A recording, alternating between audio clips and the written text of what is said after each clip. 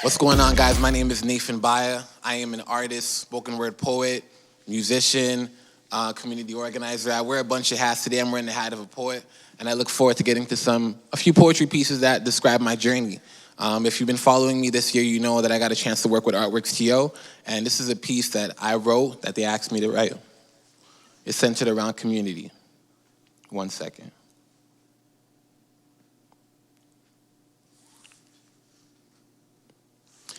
Community to me means unity.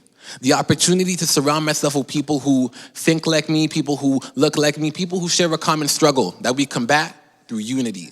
It would be lunacy to take on life struggles alone. And a true king knows the throne he sits on is only as strong as its backbone. My community has my back like a chiropractor. With each act, they build my spine. They taught me how to rhyme. That's why each line is a punchline. And I don't mean a beat. I spit to the beat of my community's heartbeat. So even a cappella, I'm on beat because I speak to the beat of my community's heartline.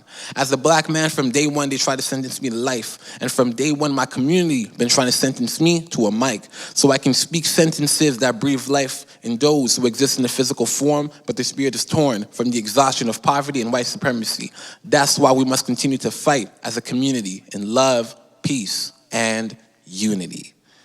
So that was one of the pieces I wrote working with Artworks TO. I got a chance to have my own exhibition.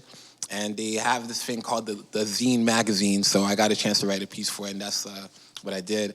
Going forward, I wrote this piece about, my daughter.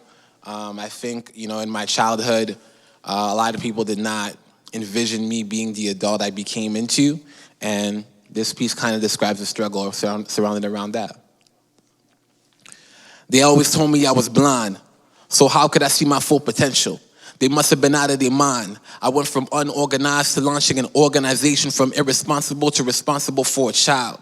My legacy used to lie in my hands until I created hands, legs that would oversee my legacy. I'm trying to be known overseas so you can see more than your pop scene, but I'm taking too much credit. I can never make something so beautiful on my own. God made you. I was just a witness, and 50% of me was invested in creating you. Now I'm all in raising you. How do I do it? Even when my father was in the house, I was the man of the house. He got sick. My mom never switched, so I never had a stepfather. It was difficult, but I see how those times helped me step up and be a father to my daughter, because I had to be there for my baby sis during a trip I missed. If I could adopt every fatherless child, I would show them the love they deserve. Their name in my heart is reserved. One.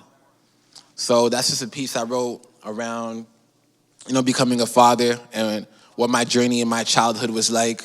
I definitely grew up having to be responsible for myself and my family at a very young age. You know what I'm saying? When you're growing up in certain houses, sometimes the sons take on the responsibilities that fathers lack to fulfill for whatever reasoning that may be.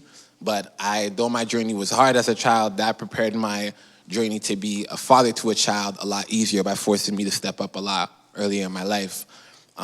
With that being said, I have about 2 more pieces for you guys, and one of these pieces I wrote when I was in high school, just questioning a lot of things, and I like to go back to this piece around these times. I'll share a bit of it with you.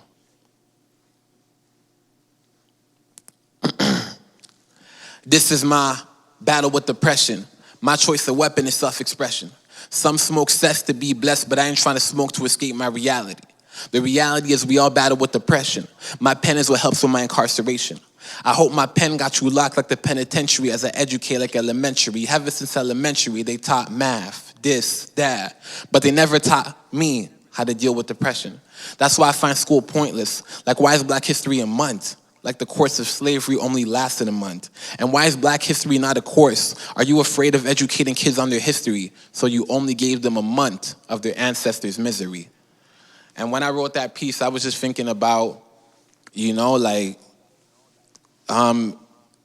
more we go through life, the more we realize emotions are real. And who teaches us emotional management as a child? It doesn't really happen oftentimes. So you have these adults who never learned anything about how to deal with depression or how to deal with maintaining happiness or anything along those times, because school never taught them that. And I just think that it's very important for the school system to change and realize Black children are going through very traumatic situations on a daily, and they deserve that mental health approach. So that's a piece I just made, questioning the system a bit, you know, like, why is Black History only a month? And why is Black History not a course? You know what I mean? It shouldn't just be this thing where schools decide to put a bunch of African kids in a dashiki to dance for 5 minutes and then back to regular programming. We need to change the programming. And with that being said, I did say I'm a musician, so I'm going to spit this verse a cappella for you and hope it uplifts you. Rise above it, God, I love it. I'm talking to my beloved. I'm trying to keep it 100. My words are like the Bible, reliable. When you go through trials and tribulation, a nation means you, so you don't quit. Rise, come through, fly like you just landed, and your presence is demanded. Them haters can't stand it, but you know we rise, baby. Love. Thank you for having me, Nathan Baya.